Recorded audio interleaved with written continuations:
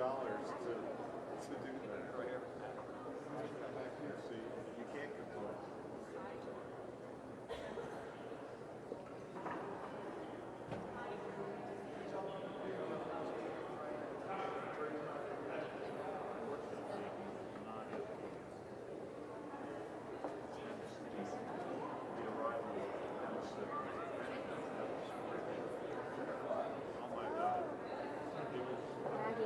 Maggie. Do you like him? I do. I like the way she is. Look very nice. Thanks, actually. That was the same lowercase.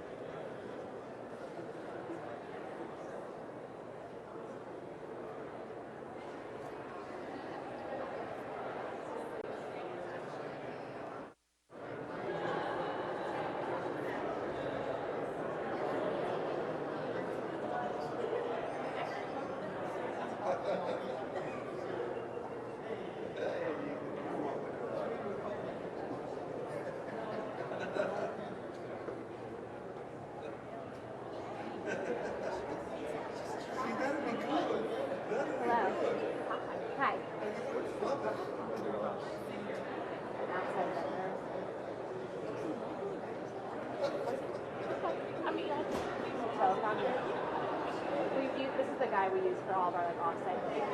That's what it is. Okay.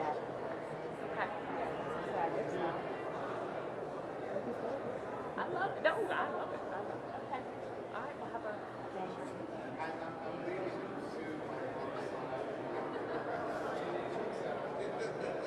Is this height okay for you? Yes.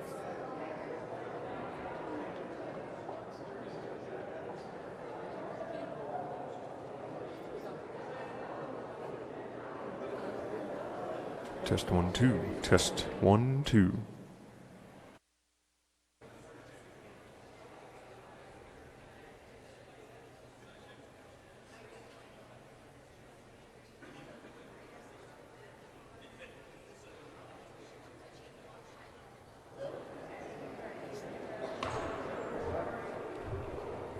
Check 1 2. Testing 1 2 3.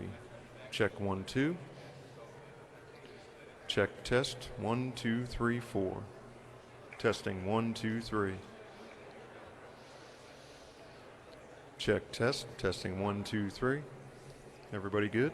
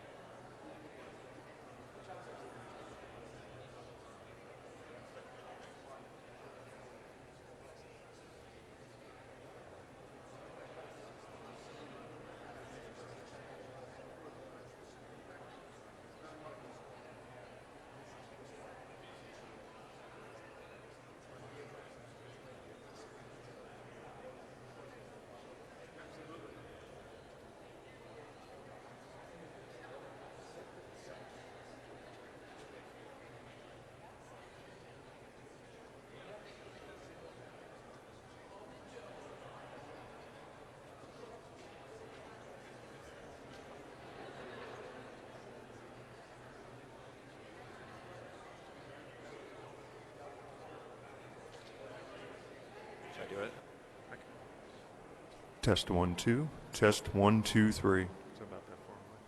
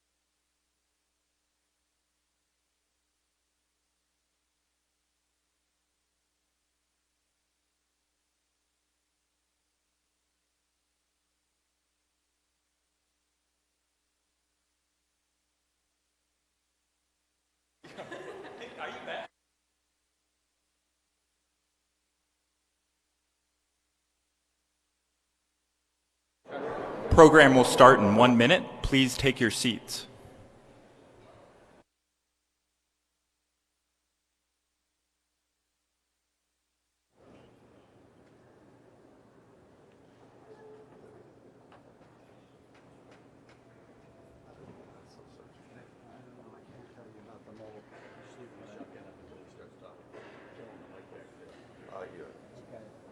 Just came on.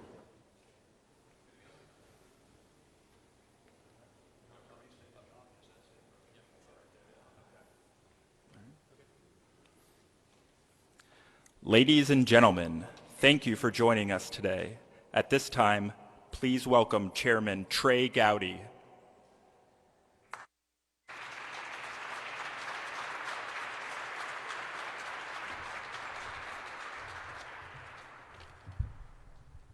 Thank you. Paul Ryan has been the Speaker of the House. He's been a vice presidential candidate. He's been the chairman of the Budget Committee, been the chairman of the Ways and Means Committee. He's the smartest kid in the room, whether it's tax, budget, health care, entitlement reform. But those are not the things that I will remember most or remember most dearly about him. Paul was my favorite member of Congress before I ever got to Congress.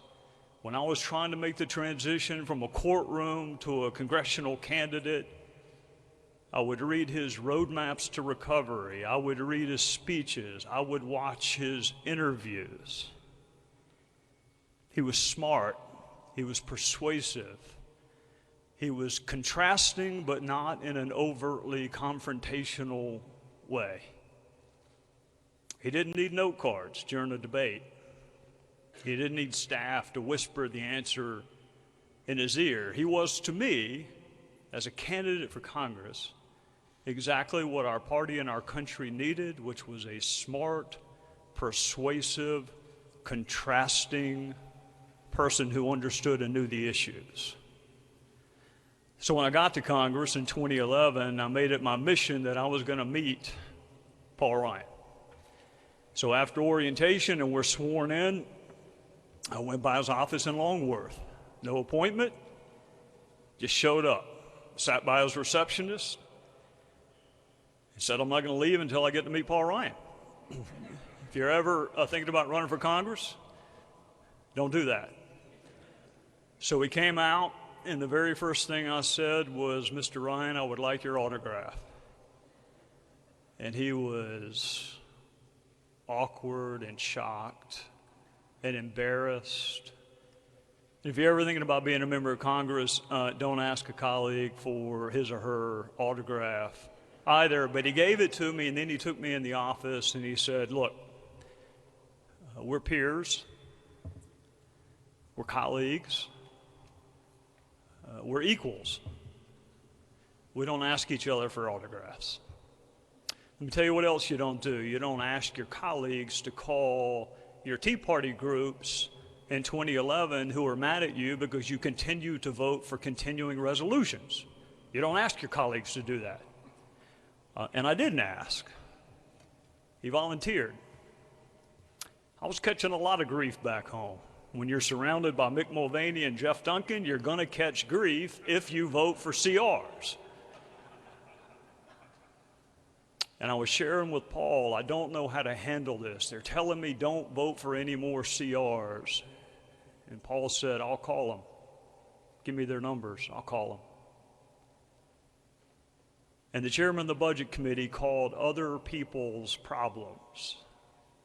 And he said, this is not ideological, it is strategic.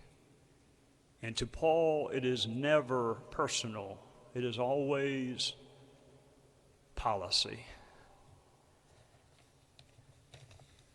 From then on, I saw Paul most often in the gym. How you lift weights for 8 years and still have such little muscles is amazing to me.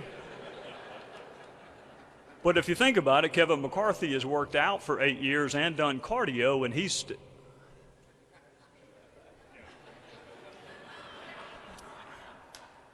If you're looking for Paul Ryan in the mornings between 6 and 7 a.m., you will find him in the gym leading Republicans and Democrats. in a workout. And one morning in 2012, I stopped him and I said, Paul, do you think you would ever consider running for Speaker of the House? You ever think you would be our Speaker of the House? And he put his hands on my shoulders and he said, Trey, I love you guys, but I don't love you enough to be the Speaker.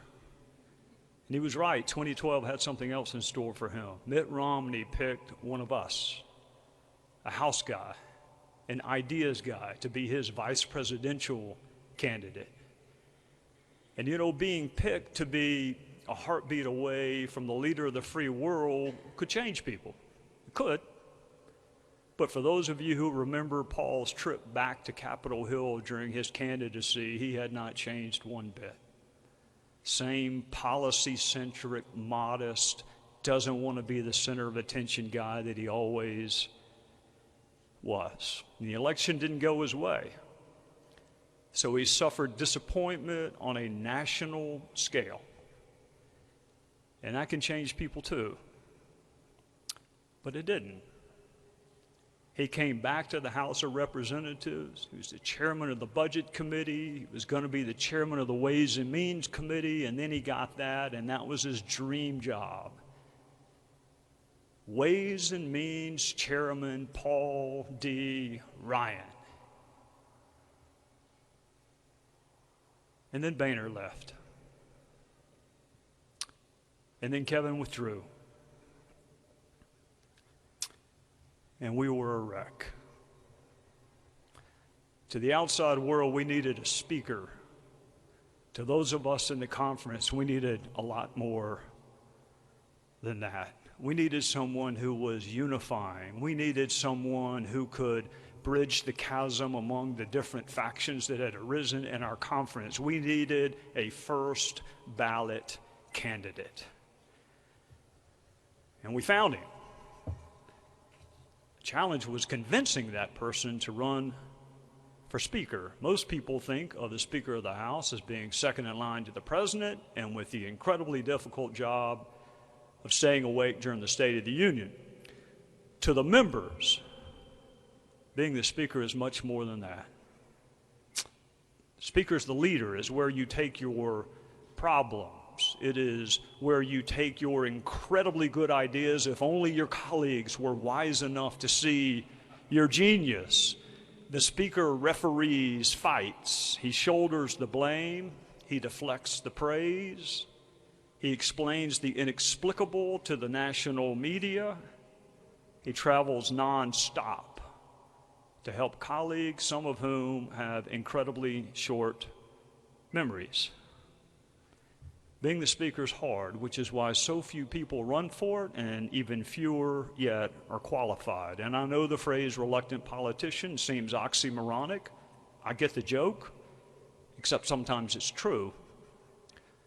Sometimes there is someone like a Paul Ryan, and I can tell you without fear of contradiction, Paul Ryan did not want to be the Speaker of the House. He supported Kevin McCarthy with every ounce of his fiber. But we needed someone unifying, and we needed somebody universally respected, and we needed someone sacrificial enough to give up his dream job for no one's dream job.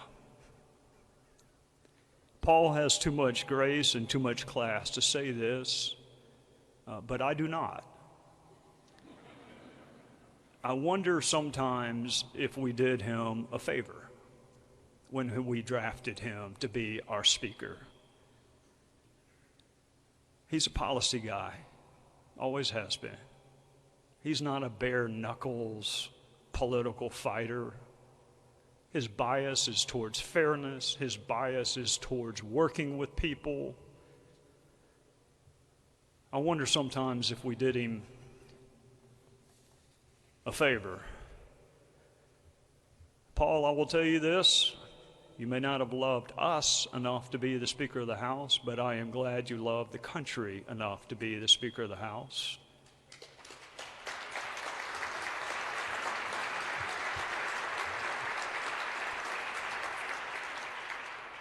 And my sadness is not that you are leaving.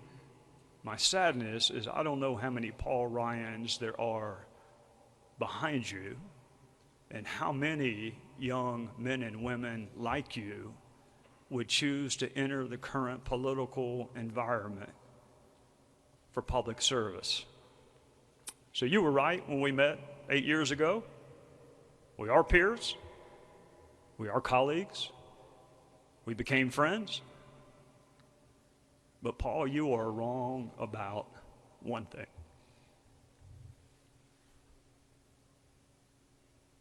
We are not equals. You don't have an equal.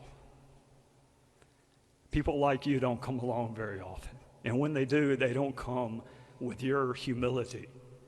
When our founding fathers decided to engage in this experiment, this intersection of virtue, knowledge, and freedom, it was people like you that they had in mind. And if I had one draft choice, if we were starting this experiment to lasso human nature through government, if I had one pick as a modern day founding father or mother, it would be you, Paul. Of all the people I know in politics, it would be you. So you leave as you began, my favorite member of Congress. But I'm not alone. On behalf of a grateful Congress and a grateful country, thank you for your service and the humility with which you have discharged it. Ladies and gentlemen, the Speaker of the House, Paul D. Ryan.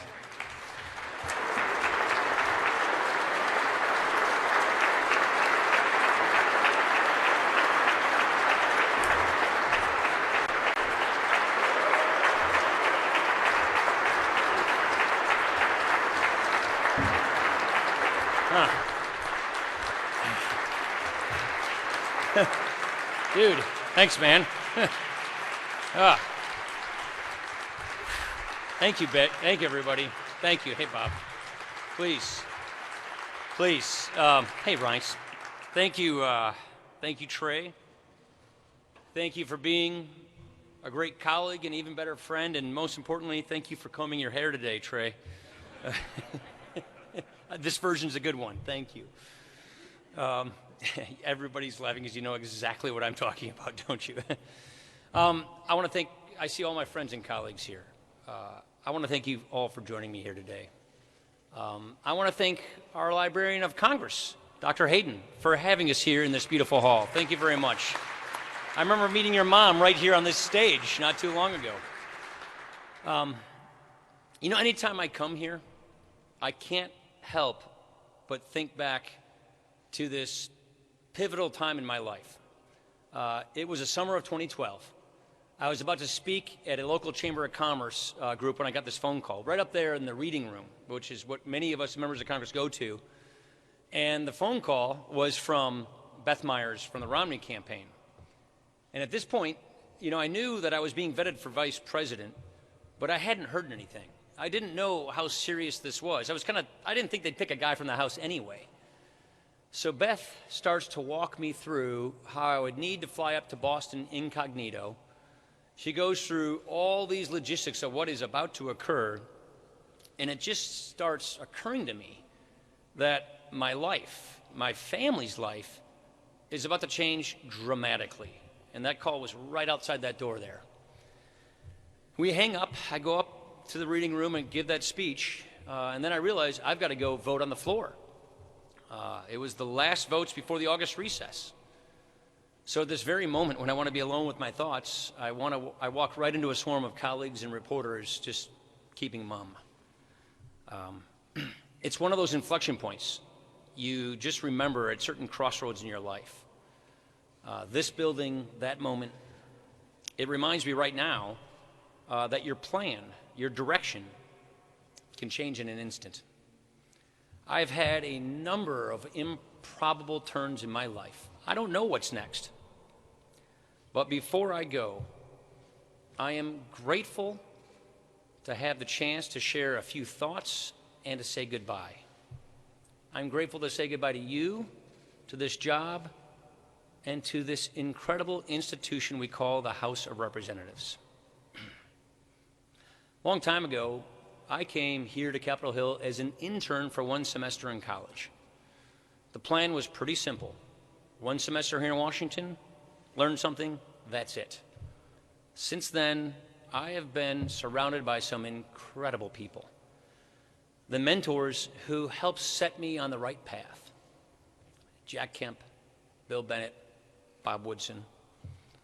The intellectual giants who guided me in the things that I wanted to pursue. The people of southern Wisconsin who gave me the chance to work for them. The staff who always made me better. The president and the vice president for being my partners in government. The colleagues who became lifelong friends. And of course, my family. This whole thing started as a family affair. My mom, my brother Tobin, my sister-in-law, they ran my first campaign. My mom was my scheduler, and so no one would turn down your mom when she calls to ask you to go speak to their group. It was a great setup. But it ends with family too. I would not have been able to serve as speaker were it not for the sacrifices that Jana, Liza, Charlie, and Sam made. Being a husband and a dad is everything to me.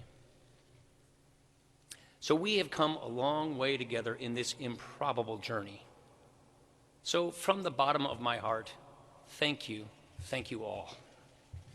Thank you.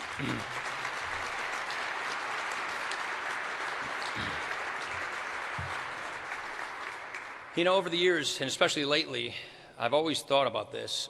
I've been thinking to myself whether my dad would be proud of me. Would he be proud of what I'm doing, what I did? I lost him at a young age, before he really had a chance to shape my path in life. I don't know what he thought I would make of myself. I was too young.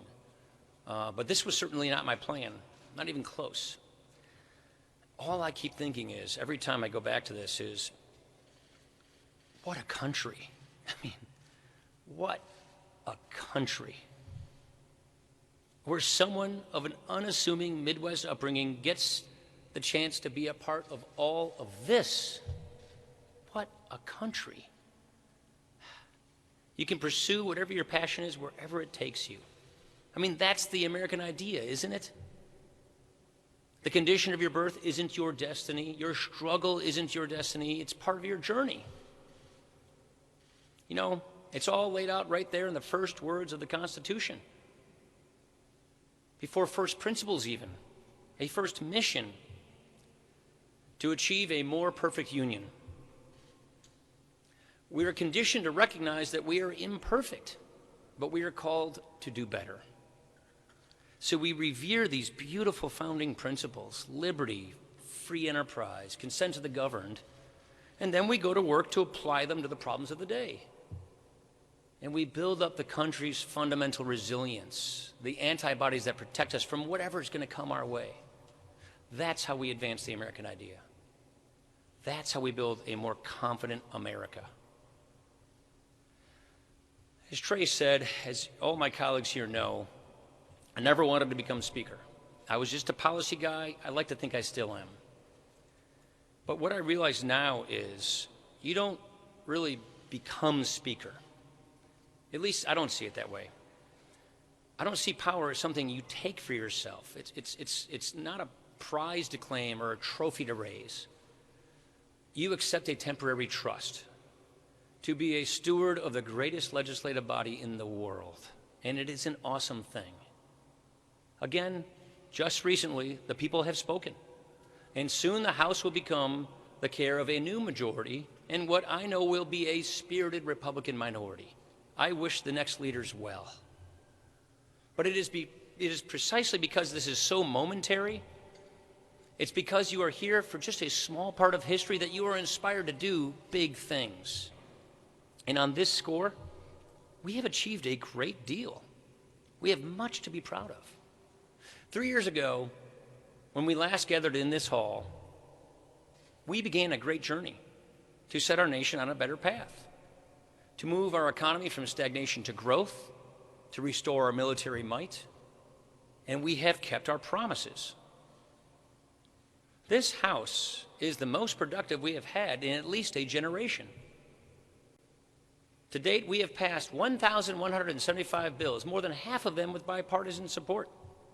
And, because it is my duty as Speaker, nearly 750 of those bills are still stuck in the United States Senate. But the rest of them made it into law, and that's an enormous achievement. Now, we have taken on some of the biggest challenges of our time, and we have made a great and lasting difference in the trajectory of this country. We began a historic rebuilding of our military and our national defense. We enacted new tough sanctions on some of our biggest foes. We ushered in a new career and technical education system, something so many of us have been talking about for so long. Record regulatory reform to help small businesses. A long-sought expansion of domestic energy production to be followed by America's new energy dominance. To stem the tide of opioid addiction, the most significant effort against a single drug crisis in congressional history.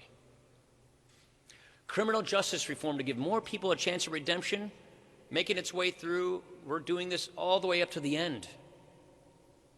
A landmark crackdown on human trafficking that is already yielding results in saving lives. A VA with real accountability, and finally, better care for our veterans. And after years of doubt, years of the cynics saying that it could not be done, we achieved the first major overhaul of our tax code in 31 years.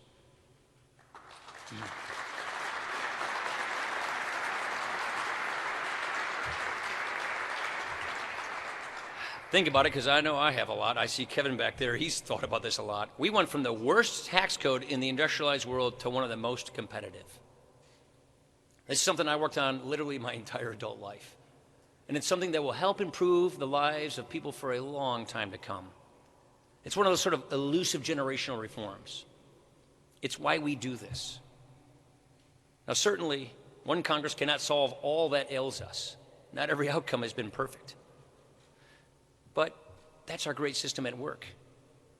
And I'm darn proud of what we've achieved together to make this a stronger and a more prosperous country. You know, my mentor, Jack Kemp, he once said that the central task of any political party is to offer people superior ideas of government. I see it as even more than a task or an obligation. I see it as a labor of love. Yes, you can make a career out of criticism. You can deal from that deck all day long. Many people do, and I certainly don't begrudge them that. It seems like an easy living. But well done is always, always a better pursuit than well said, isn't it? In this business, you catch slings and arrows. It is a price that I have been happy to pay, because nothing is as fulfilling as pursuing an idea that will truly make a difference in people's lives and seeing it through from start to finish. To me, that is the ultimate proving ground of politics. It is the great manifestation of this experiment in self-government. And I gotta tell you, the more you get into it, when you choose to truly engage in the process rather than merely endure it, the more you come to see that even our most complex problems are solvable.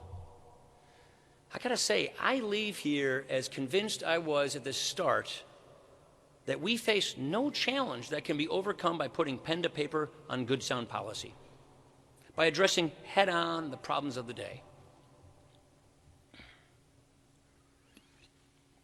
The state of politics, though, is another question. And frankly, that's one I don't have an answer for. You know, we have a good sense of what our politics should look like. A great clash of ideas, a civil, passionate discourse through which we debate and resolve our differences. A system of government, our system doesn't just allow for that, our system depends on that. One side may win, one side may lose, we dust ourselves off, and then we start anew, knowing that each one fought in pursuit of their honest ideals. But today, too often, genuine disagreement quickly gives way to intense distrust. We spend far more time trying to convict one another than we do trying to develop our own convictions. Being against someone has more currency than being for anything. And each of us has found ourselves operating on the wrong side of this equation from time to time. And all of this gets amplified by technology, with an incentive structure that preys on people's fears and algorithms that play on anger. Outrage has become a brand. And as with anything that gets marketed, it gets scaled up. It becomes more industrialized, more cold, more unfeeling. And that's the thing. For all the noise, there is actually less passion, less energy. We sort of default to lazy litmus tests and shop-worn denunciations. It's just emotional pablum fed through a trough of outrage. It's exhausting. It saps meaning from our politics. And it discourages good people from pursuing public service. I mean, the symptoms of it are in our face all the time. And we have to recognize that its roots run deep, deep into our culture, deep into our society today.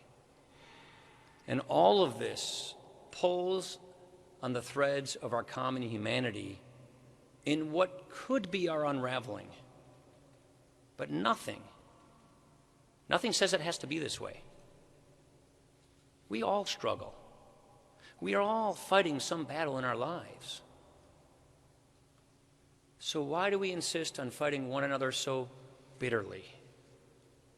This kind of politics starts from a place of outrage and then seeks to tear us down from there. So, key question, how do we get back to aspiration and inclusion, where we start with humility and then we seek to build on that? I don't know the answer to that. What I offer today instead is something to keep in mind as we all try to navigate through this moment. Our culture is meant to be shaped not by our political institutions, but by the mediating institutions of civil society, of our community. These are the places where we come together with people of different backgrounds, churches, charities, teams, PTA meetings. It's where we build up our social capital, that currency that keeps us rooted to where we live and how we live with one another. Rediscovering that human connection is one lane on the road back to aspiration and inclusion as the guiding influences of public life. As I said, the drivers of our broken politics are more obvious than the solutions. And so this is a challenge I hope to spend more time wrestling with in my next chapter. I say, as I look ahead to the future, this much I know. Our complex problems are absolutely solvable. That is to say, our problems are solvable if our politics will allow it. There are three big ones in particular that I think we can tackle in the years ahead as a country. They are challenges that have vexed this country for many years. And as I leave, I recognize so much more work needs to be done. And if we get them right, we can be certain that this will be another great century for our country. You all know that finding solutions to help people lift themselves out of poverty is a personal mission for me and for many others. I think we've made a real progress here in a relatively short time. 4 years ago, when our nation marked the 50th anniversary of the war on poverty, we exposed some pretty hard truths. For all the billions spent, all the bureaucracies and programs created, we barely moved the needle. But we have begun to break this monolith. New opportunity zones, which are part of tax reform, will bring more investment into distressed communities. Social impact bonds will push more private capital toward community leaders that are solving big problems, whether it's helping the homeless or reducing recidivism. New workforce reforms, job training programs, and case management approach, those are things that will help more people move from welfare to work. We got a long way to go, no two ways about it, but this is what I find to be so dynamic about free enterprise. It is not just about creating jobs. It's about restoring the meaning of a job, the meaning of work. It's not just about getting people off of the sidelines, it's about helping get people on the path of life. And I firmly believe that solving our poverty challenges once and for all will require not just a great undertaking, but a great rethinking of how we help the most vulnerable among us. And it begins with realizing that the best results come from within communities, where solutions are tailored and targeted for people's needs.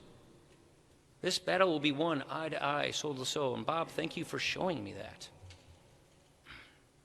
We've got great advocates for welfare reform in our party, like my friend Tim Scott.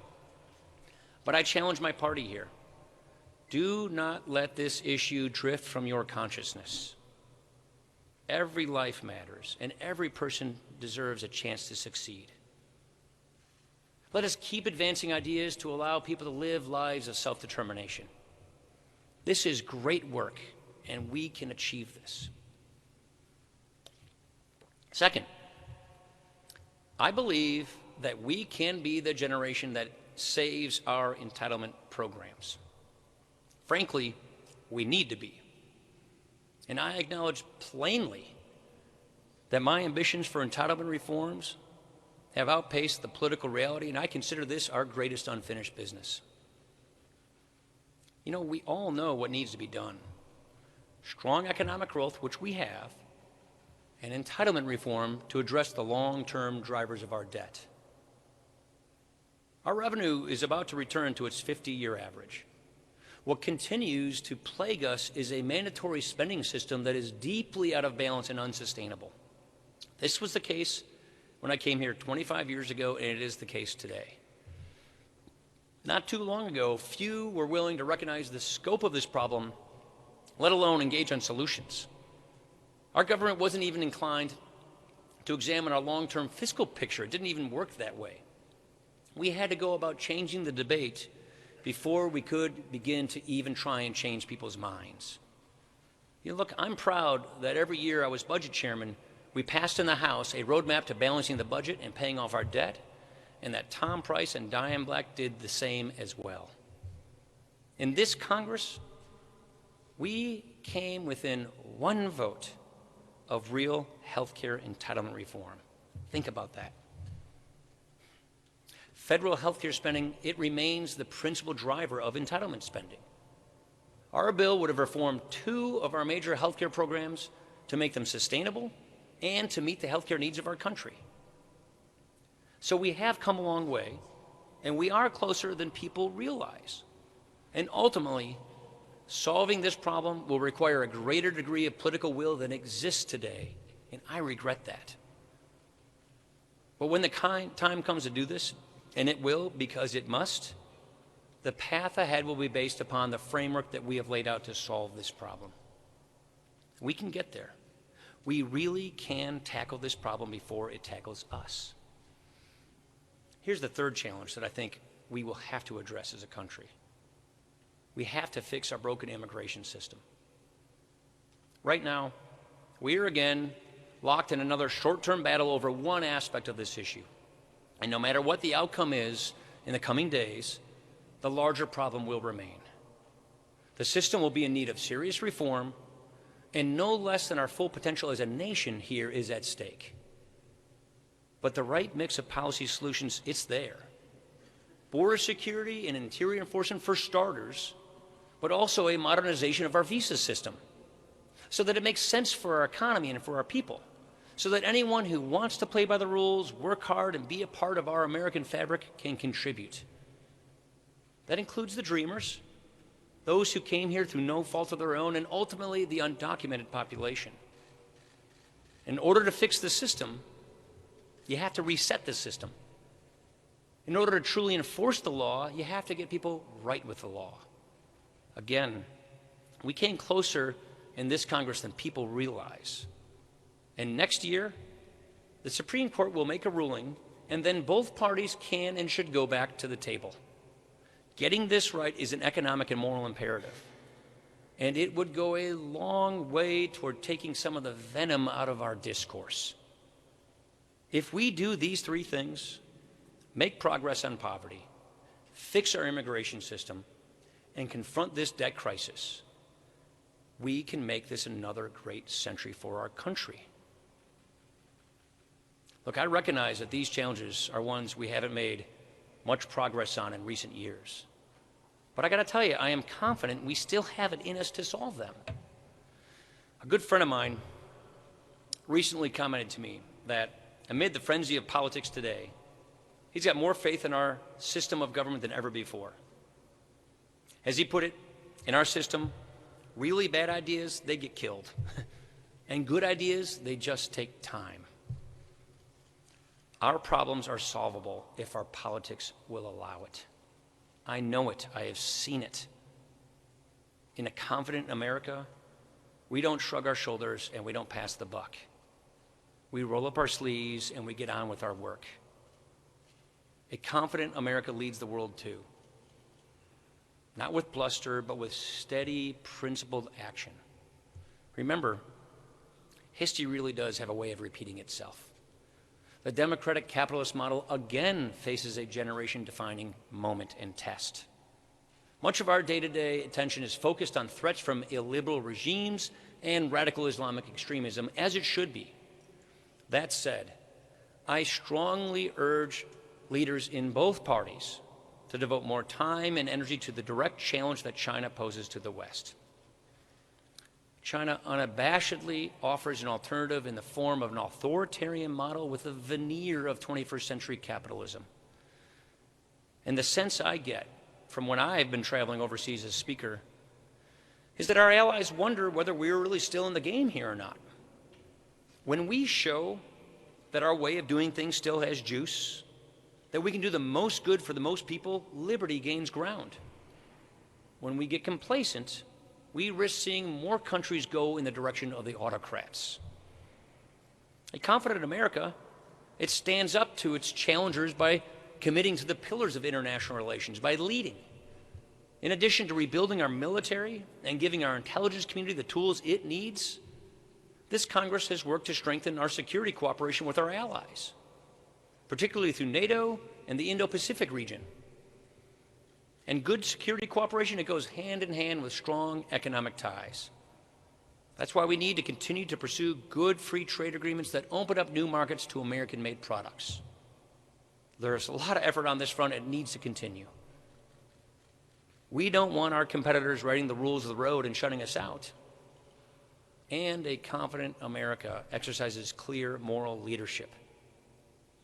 We need to continue to work together to promote things like Global Health Initiative, fight human trafficking, and be a voice for the voiceless. Our economy is strong. Our military might is second to none. And clear American leadership in the world makes the most of both of those things. So for each of the challenges that I have discussed here today, there are people of goodwill in both parties who are ready and willing to take action. Everyone does not need to agree on everything, and everyone doesn't need to disagree on everything either. All you need is enough people of good faith willing to take up an idea. That's a good start. So what comes next? Well, we're going to have a lot of new faces around Congress next year. You know, I hear a lot of good things about this new fresh-faced guy from Utah. So here's my advice to members new and members old. This place is full of wonders and opportunity, but do your best to stay grounded. The way I think of it is either you change things or things change you. So you have to keep your sense of self.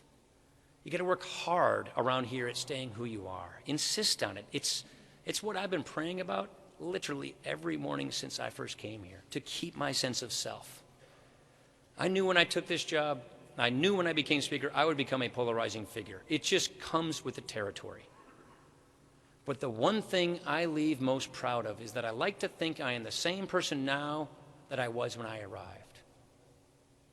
Still, never forget that excitement that brought you here. Remember how awestruck you felt the first time you stepped on the House floor. Keep that feeling, especially when the so-called experts tell you need to tack this way or tack that way. Hone your abilities to advance ideas. Sit down with people who know more about something than you do. Listen, keep at it, invest in the process. You're going to hit roadblocks, that's okay. Give yourself some grace. But timing is everything. So you have to get it right. You have to be prepared. You may not get too many shots at it, so you have to be ready when the moment for action demands action. And focus on good relationships with your colleagues. Get to know people on the other side of the aisle. Get to know the human side of serving with people. Build personal relationships so that it's not just transactions. You want real relationships. Having real relationships, that will help you overcome pitfalls and build trust. I see a lot of real relationships right here in front of me. And most of all, when you give your word, you have to keep your word. It's really important. Give your word only, though, if you can keep it. And keep a balanced temperament, a sense of gratitude. Which brings me to this. To everything there is a season, and for me, this season of service is coming to a close. I have had the chance to do something that I love so much for so long, to do my small part to advance the American idea. And I leave as I came here, an optimist to the core. I wouldn't have it any other way. Nothing is impossible if you are willing to go out and fight for it. If nothing else, I simply ask you to remember one thing. We are each part of a larger story, a greater cause. And what we have here is a miracle. It really is. And this miracle has made us the most free and the most prosperous nation on earth ever. Cherish that. Marvel at that. Always dream big. Always raise your gaze. For just as remarkable as what we have achieved is what we have the capacity to do still. So here's to the people. Here's to the people's house. Here's to possibilities. Thank you for everything. God bless America. Thank you.